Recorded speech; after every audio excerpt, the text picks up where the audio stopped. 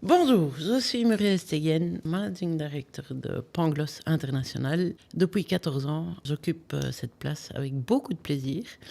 Et alors, aujourd'hui, c'est le premier podcast avec le titre que je trouve moi-même assez magnifique, La zone de confort inconfortable. Bon, ça a l'air un peu bizarre, mais j'espère que vous allez voir ce que je veux dire. Aujourd'hui, j'ai ma première invitée. Je suis super contente de l'avoir, Madame Joanna Dembowska, que je connais à travers l'outplacement. Et merci beaucoup d'être là aujourd'hui. Thank you very much. On switch à l'anglais.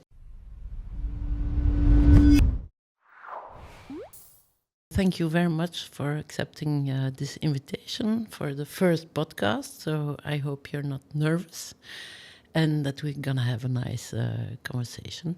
Thank you very much for having me, and I'm really looking forward to this conversation. And this is a really privilege to be on your first podcast. Yes, it's with pleasure. So tell me, Joanna, how did we meet? Well, we met when I was transitioned from my occupation, and through the transformation, my position was eliminated. Mm-hmm. And luckily, I was able to choose Pangloss International as my outplacement agency. Mm-hmm. And then we met, and the rest is the history. History. You had a very long career, Yes. right? Yes, I've been many years in the company through different positions. Started as a junior financial analyst, going through different financial position, finance manager, finance planning and analysis, and then very much engaged in the ERP system implementations. And last 5 years, I've been leading globally customer service team, ending my career as vice president of O2CX Customer Experience. Mm-hmm. Wow. I said ending. Mm-hmm. It's the transition. It's a transition. It's a start of something new. And that's exactly where we met. Mm-hmm. It was the starting of something new. Yeah, because I can imagine you were a bit in shock when all those changes happened. But of course, you're a very intelligent and strong person, so you could handle it. But what was like your first awakening during your outplacement? I think our conversation, the fact that you asked the maybe three main questions, what are your needs? Mm-hmm. Yeah, but because when do we think about our needs? Exactly. Right? And I think what are your needs, what are your values, and you giving the time to actually explore it and succinct the 3 to 4 or 5 in a list of plenty. And also what gives you energy, what you can do that gives you energy. And those discoveries were always there, but we don't have time to reflect, to make it ours, and actually stand for it. And our life is changing. So I really enjoyed that space that I was given to reflect upon it. Yeah, that's exactly how we see it. When a person loses his job, it's his comfort zone because that's what he knows. All of a sudden, everything is gone. Week is weekend, day is night. Normally you have to sleep at night, but the structure goes away. And then all of a sudden, people have to ask questions and don't have an idea of their needs. That's why we start with that, because that's the basis of what we do, right?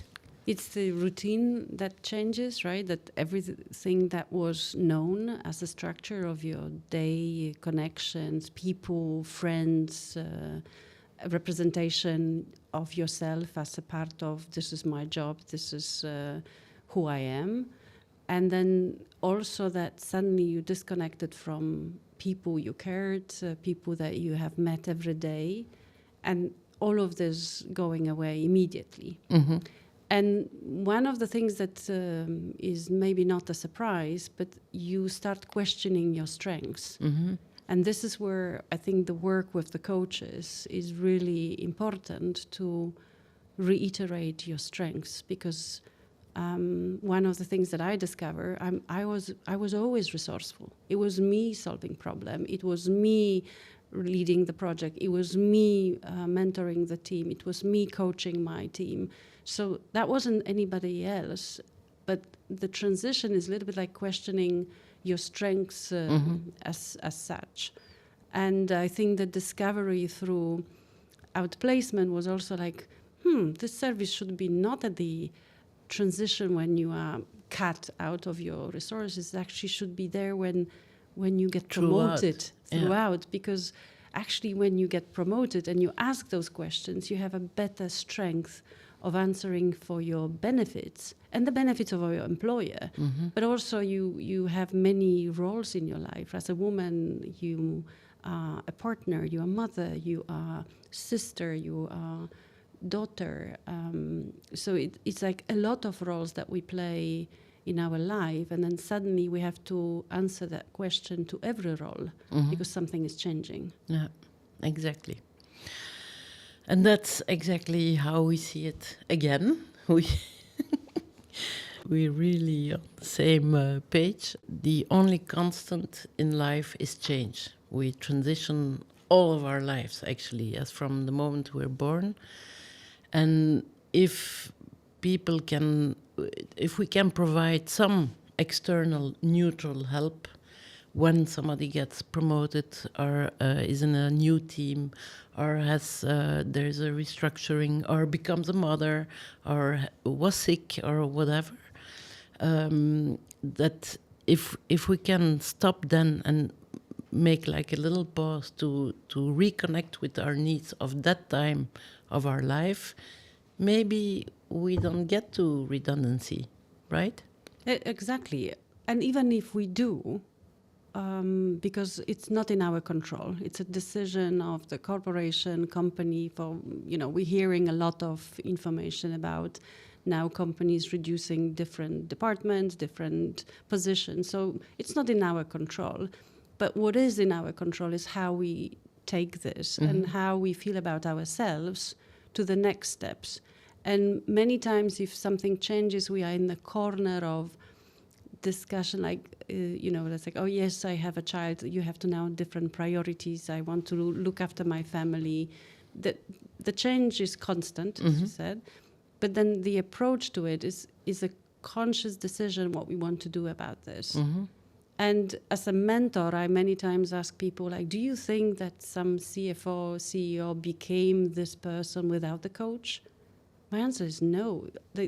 I always met senior leaders with their coaches. So why would your transition and your promotion and your carriera would not require an advisory that is actually focusing on this area? Yeah. And I think when you said that Pangloss is also delivering the carriera wellness, it was just like, yes, because that's the element that I think people need in their carriera, to not to be stuck in something, but here's something, I've been promoted, this is another opportunity, your leader has changed.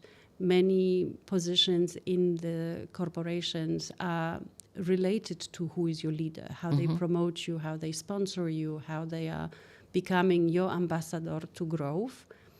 And it's connected to not only what you can do and you do, but also with the people who you work with. We agree again.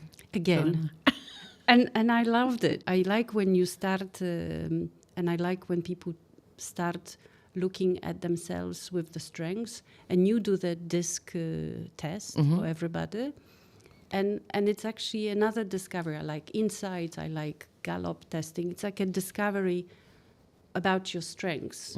And I think when you focus on the strengths, it's much better proposition, whether it's for yourself or whether it's for your carriera, than constantly trying to improve your weaknesses. I can actually list a lot of books that show that focus on your strengths and be with yourself where you are strong. No, exactly. And that's, again, how we see it. For us, Outplacement is reconnecting people with their needs and putting them in their strengths, because we live in a society where, of course, you have to have like a frame and everybody has to be in that frame. But we are convinced that if you put people in their strengths and you reorganize work maybe or behavior or whatever, people are happier, and happy people deliver more. I mean, that there's like a direct link from one to the other. But of course, we don't have always the time, because babies don't sleep at night, or husbands are not nice. Even women are not nice sometimes. And we're confronted to so many roles and so many things to do. But the constant is, okay, we said change, but when you're working, the constant is also your job. So whatever happens at night, in the weekend, in your family, in your private life, whatever, you're going to work when you have a job. And you're supposed to deliver every day, to be energetic, to be productive, smiling also, because nobody likes to be with people in a bad mood. While you're confronted to some changes within yourself, within your life, within whatever, and we're supposed to handle it all automatically, spontaneously by yourself. And I think with a little help external, very important, because once you have the head of the employer, that it's another relation, and that you can just vent your thoughts, the things that you're busy, and it's like the syndrome of the mother talking to the child. Yes. And the child is not listening, and then the aunt or the best friend of the mother says exactly the same, and the child says, "Thank you, you helped me." And then the mother is frustrated because she said, "I'm telling you this for years now." Because it comes from somebody external, it does something with the child, because the relationship is different. I always would saying that outsource this advice to your child. Find the best friend who believes the same as you do, but outsource that friendship to your child as an advisor. And that's a little bit like whether it's your services, whether you find a good mentor or sponsor. And if you look at your network, there is always somebody who is able to or willing to give you an advice, right? Like that's an element. And then I was watching recently QI, which is on the BBC, and it says like give yourself 85% at work, right? It says 85 is good. If you're actually doing more, that's actually closer to burnout. And that's another element, right? We are close many times to burnout when it comes to the transformation, because it's announced many times that, we're going to transform, we're going to reduce the cost, we're going to do this, and everybody's already stressed at work. So it's like it doesn't help long term not to take care of yourself. And I think when you say carrière wellness, that's actually a great name to say, like you have to take care of yourself at any stage of your life, right? Don't wait until somebody will take care of you. As you know, I like to travel, and in the plane there's a very strong symbolic thing happening when the voice or the steward say, like, in the unlikely event that the cabin pressure blah blah blah, when the masks come out, if you have a child next to you, first yourself, and then you can help the other. Yes. And that's how we see career wellness. It's to give oxygen to people, just listening to them, and maybe give them some help in taking the right decisions or to handle things differently. Because in our comfort zone, which is sometimes uncomfortable, we're alone in our head. Except for our alter egos, maybe. The psychopaths. Voilà, that's for another time. We can fill some podcasts with psychopaths. Anyway, and to give that oxygen, because we're human beings, and that's what keeps us alive. Physically, literally, but also not literally. that sometimes we need some oxygen to perform, to be happy, because sometimes we forget that that's the point of being alive, is being happy. So Muriel, you're the expert of outplacement, and you have met so many people. Interesting people. Interesting people. But I actually have the nicest job in the world. you see? Really? Jealous. Yeah. Jealous. I know you have Are you the looking nicest. for a job? I'm looking for a job, by the way. But tell, what are the 3 things people could reflect themselves? I know you've told me, but I think it would be nicer when you say this. Mm-hmm.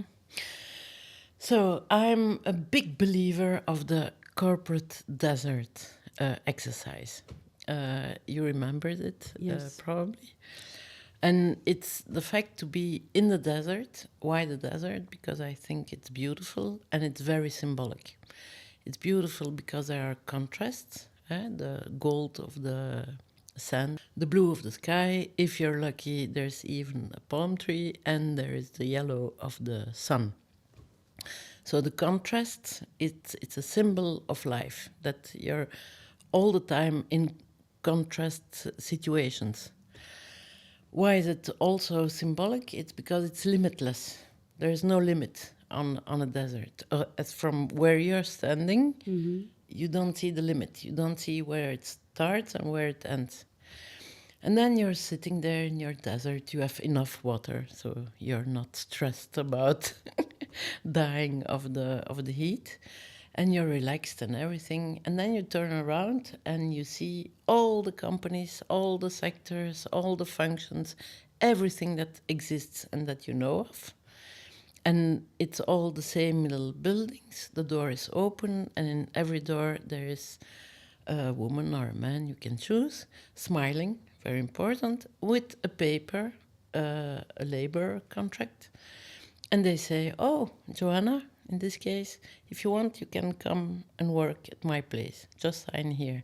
Nobody asks you questions like, how old are you? How much money do you want to make? How much languages do you speak? What's your 3 positive signs and more negative signs? Nothing of that. No questions. You get to choose. So that's the exercise. It looks a bit simple, but I believe in simple things sometimes. I think we complicate life a little bit too much. And you, through this exercise, while you're relaxed, you will see that your brain is going to open some little doors. As you know, we get like, I don't know how many thousands of ideas of things passing through our head, but we're focused on our life, on our work as a mother, etc. And so it just tucked somewhere. And then things are gonna come in your mind of, actually, when I was a child, I was attracted by this sector, or I wanted to be a nurse, or whatever. And then you have a starting point to start analyzing if it's what you want to do. That's where we help you, of course, because it has to be feasible. And actually, that's how we see our job, is to, again, reconnect people with themselves without being fluffy. It's real things. But reconnect, because we lose ourselves sometimes. And it's not because we're weak, but just because it's a lot. And if people, through their career, take sometimes a little bit time. I had once in my previous career a very good mentor. Maybe one day I'm gonna invite him, because he's very special. And he said, I was middle management at that time, and he said, like, you guys have the toughest job, because you get the pressure from above you and the pressure from under you. And nobody's helping you. You're supposed to manage all the pressures coming.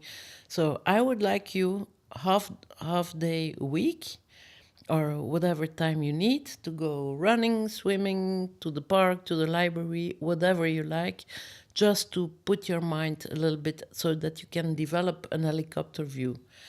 And that was like 15 years ago, and I'm using it in my coachings now. Like, let's develop a helicopter view of what you did, what you liked, because we're at an age, young people like the nice guys who are recording us didn't live the life that we lived, the average of our candidates. We have to do what we like to do. That has to be the starting point. But most of the times, people don't even know what they like because they did maybe something else, and that's their comfort zone. Yes. And sometimes it's uncomfortable.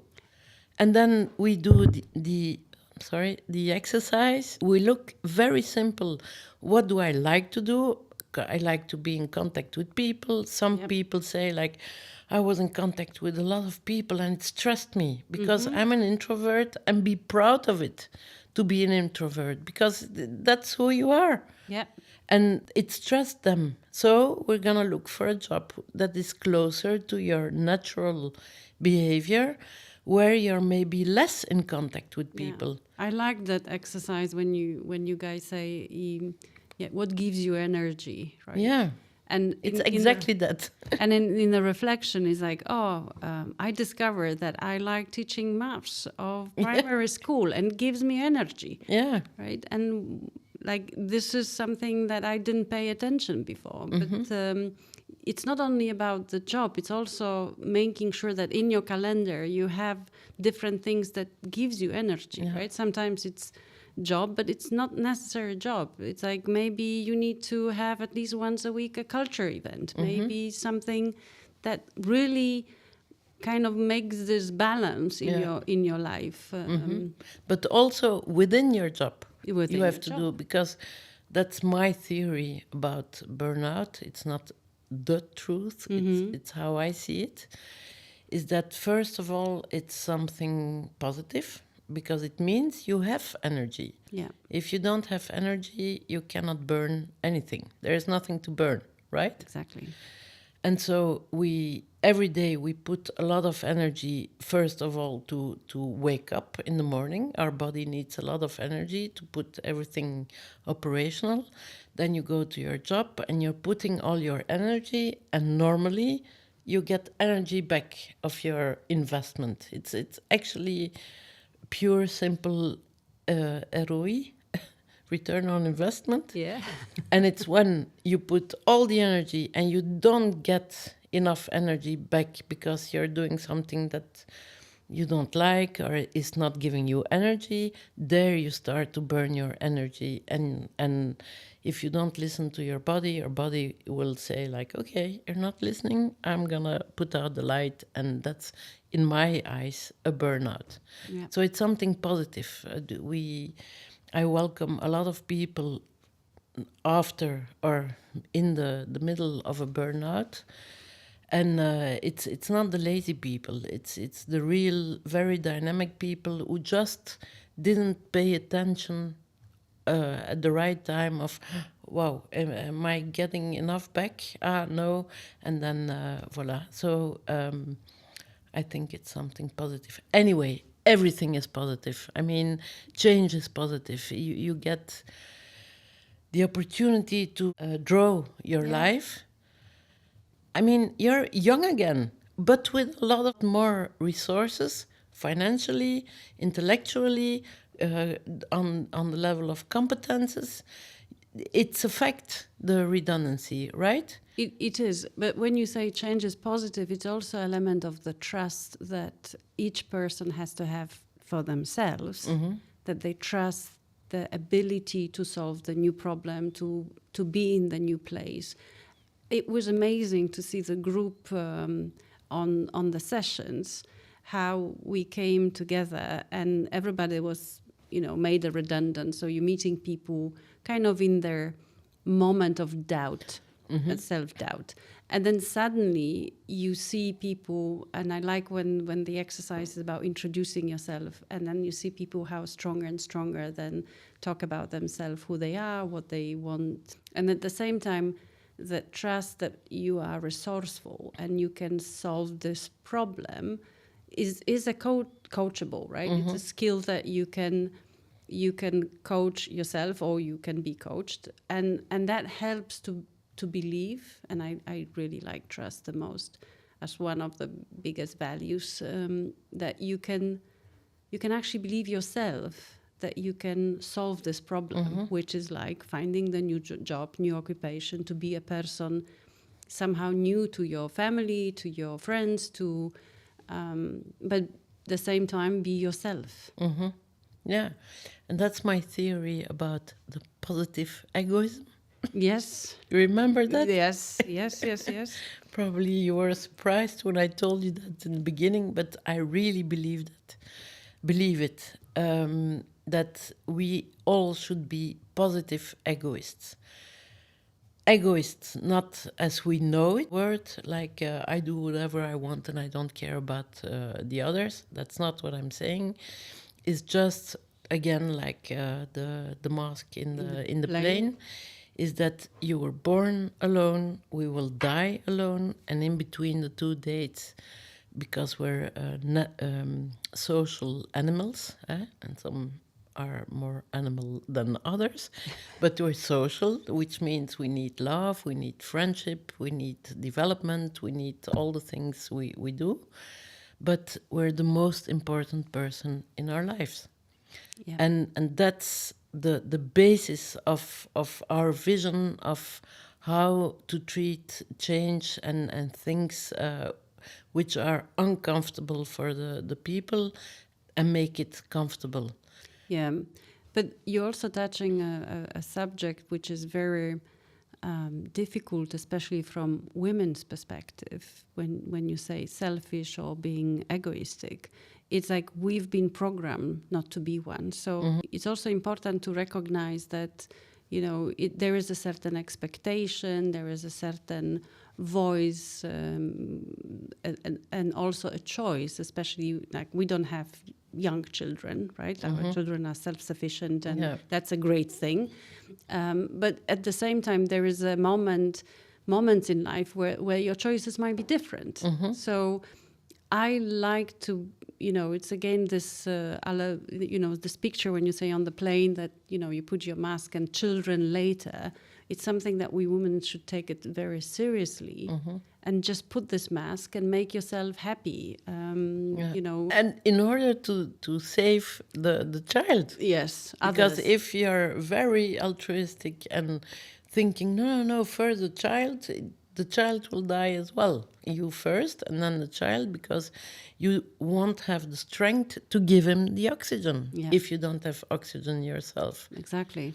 So that's positive egoism. It's not selfish to think about your needs, what you like, what you can do, and all the things we discussed, but it's the basis of your relation with the others. Yep. So to be a good altruist, you have first to be a positive egoist. That's wonderfully said. Voila. Voila. Dear Joanna, thank you very much. I hope you enjoyed it like I did.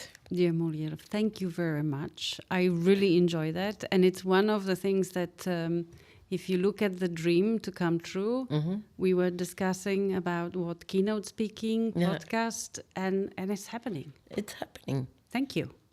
You're welcome. Thank you Thank you for very much. participating.